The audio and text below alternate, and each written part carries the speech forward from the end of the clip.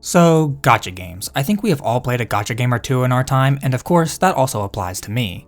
These games can be really fun to play alongside having cute waifus or handsome husbandos. I have played quite a few gacha games in my time, but my all-time favorite one is a little game known as Honkai Impact 3rd. I have played this game every single day for 4.5 years, and the game has always been fun. Of course, sometimes I would only be able to hop on the game for about 30 minutes or so, but I always tried to make some sort of progress in the game every single day. And to all the genshin players out there, I'm sorry, your game sucks. Like, the game is fun, it is just so much more difficult to make progress in genshin, so it was never really all that fun to me. I have never spent a penny on Honkai Impact 3rd, and I have still made a lot of progress in unlocking good gear and almost all of the characters. That is one of the biggest reasons I stayed with this game for so long. They made unlocking cool characters or cute outfits or powerful weapons and stigmata really easy if you just play the game. Sure, you can pay to get a head start on those who don't, but if you just play the game, there is almost nothing you can't unlock. The only thing in this game that are locked behind a paywall are outfits, and of course, as gacha players, that can be really tempting to buy, but if you have some self-control, then anything is within your grasp. So the main reason I wanted to talk about this game is that the main story has finally come to an end, and as someone who has been invested in this story for as long as I have, it hit me like a truck. Honkai Impact 3rd unironically has one of the best stories in an anime-styled gacha game I have ever seen. This game has compelling and interesting characters, a super cool and unique world to explore, and an insane story that takes a lot of twists and turns you don't expect. The character development in this game is next level. I want to talk about that more in depth because it is by far my favorite aspect of this game and is the biggest reason that I felt really sad about the main story coming to an end. But before I do that, it would be awesome if you could leave a like on this video and subscribe to the channel. I make new anime, manga, and webtoon content every single week on a variety of different series and topics. The characters are probably the best part of this game. They kept me wanting to come back for more story. This game only has a handful of characters unlike most other gacha games. There are 3 main characters with the 4th character being almost a main character, and then there are 2 mentor characters and 3 slightly antagonistic figures, and 2 sisterly characters, and that's about it, besides a few other battlesuits of characters from the past. Besides that, this game just has different variants of these characters that do different things, which personally I think is better because it allows the game to focus more on the things that are important, like developing the characters to make them way more lovable. The 3 main characters, Kiana, Mei, and Bronya, all get a lot of development throughout the game's main story that they are almost unrecognizable from how they were at the start of the game. Kiana especially is very different. Kiana went from a happy, hyperactive idiot to this calm, level-headed, mature woman over the course of this story. Her base personality still stayed relatively the same, but you can see her development as the story progressed, as she has by far the most lows in the story out of any of the 3 main characters. Her story is a story of constant loss, trust issues, a lack of confidence, and of love and friendship. Mei, similarly, being basically the Sasuke to Kiana's Naruto, gets a lot of development throughout the course of the game. Mei starts off this game as this girl who is very book smart and always tries to follow the rules and be a good person while also always trying to keep her team in check, basically being the student council president personality type. But then she developed into this intelligent, battle-hardened woman who still tries to be a good person but joined a bad group to achieve her goals.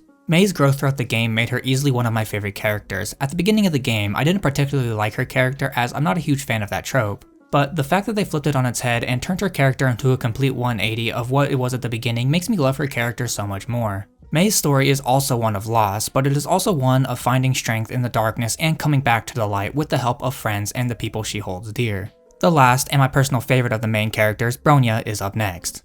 And she gets probably the least amount of development throughout the game. Not to say she doesn't change a lot, but in comparison to her contemporaries, her development is a lot more subtle. Bronya starts off the game being this emotionless tool of destruction with hyper-intelligence that can get her team out of any situation. Bronya's development comes from her trying to learn how to feel emotions again. When we learn her backstory and learn why she became the way she is, it helps to set the stage for her development. We start to see it take shape pretty early on when we meet a character that is very similar to someone from Bronya's past. And of course, she forms a connection with this person, but sadly, that doesn't last long, and instead, they have to be killed by the hands of Bronya and her team. But this sets the stage and is the first sign of us seeing Bronya get her emotions back. Bronya is a character who is able to overcome trauma through perseverance and never giving up. Even when she lost her ability to walk, or when she lost her emotions, or when she was a mercenary, she always kept looking for the one person most important to her. And when she finally found that person, Bronya grew into the woman we see at the end of the game. An intelligent woman who still tries to hide her emotions, but deep down you know she is filled with the most love out of any of the 3 main characters. Now, let's move on to the pseudo 4th main character, Fu Hua. I only call her that because halfway through the story she takes up a more mentorish role to Kiana, so that story stops focusing on her for a bit. But if I had to name any character that had the most tragic life, it would be Fu Hua, and it's not even remotely close. In her roughly 50,000 years of being alive, she has come to know loss far more than anybody else in the story. She starts her story having already long given up, just living day by day, still fighting because it's all she knows, which allows her to be easily manipulated by a prominent antagonist throughout the game.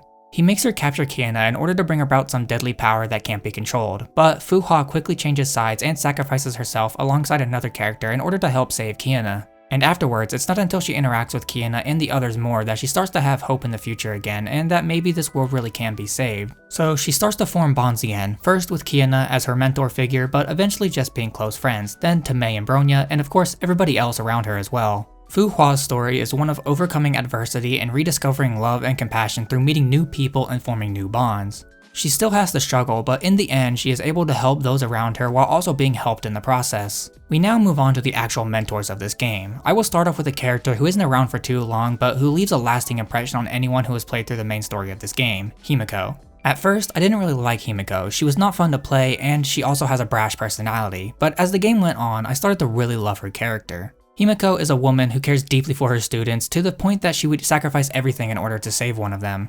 This all stems from a tragic past of her losing everybody she cared about and no longer wanting to have that feeling. Himiko went from my least favorite character to one of my favorite mentor characters, period. Every time she appeared after the events of Chapter 9, I would tear up without fail because of just how much she means to Kiana specifically. Himiko made the ultimate sacrifice in order to save someone she truly cared about, and you know by looking at the events of what happened that she has zero regrets and would make the same decision again if it came to it, because that is just how much she cared for her students.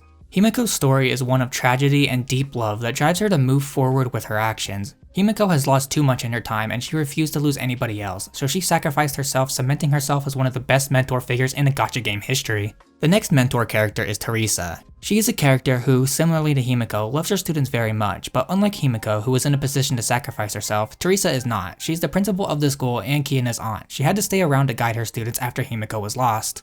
And although she stumbled along the way, she ultimately became a strong and capable leader by the end of the game. Teresa has a story of regret and overcoming regret through watching the people around her grow into strong and capable women who can handle anything without her.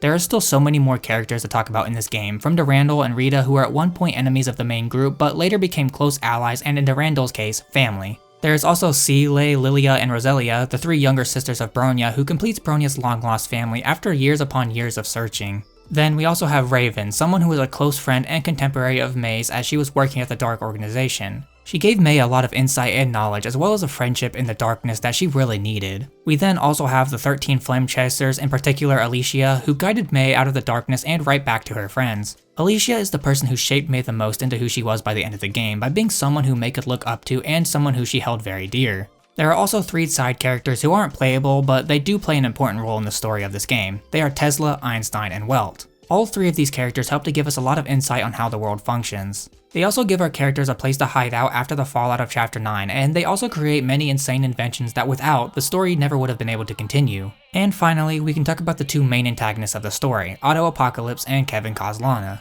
These 2 characters both make great villains, Otto more so in my opinion, as we had a grudge against him for far longer than Kevin. Otto is the guy who early on seems like an unstoppable force. He has so many powerful people on his side, making it seem like he can't be beaten. Especially with how intelligent he is, it makes it hard to form a plan. While we're playing checkers, he's playing 5D chess, which makes it nearly impossible to try and stop him. Unless he plans to be stopped all along and comes up with a plan for you to stop him at the last minute. Otto is a very complex character who I found more and more fascinating as the game went on, as all he wanted was to bring someone he deeply cared for back to life by any means necessary, which he attempted to do. His complex nature is why I love his character so much. Kevin, similarly to Fu-hua, is roughly 50,000 years old and has given up on trying to save humanity through fighting. Instead, he tries to save humanity by destroying humanity. He plans to put everyone to sleep and let them live out their lives in a dream world of their choosing. Which on paper doesn't sound bad, but in execution is the worst thing for humanity as a whole. Just like with Fu-hua, Kevin needed someone who can bring that hope back into his life, but he never got that until the very end, so he fell down into a dark path that brought him to be this nearly unstoppable force.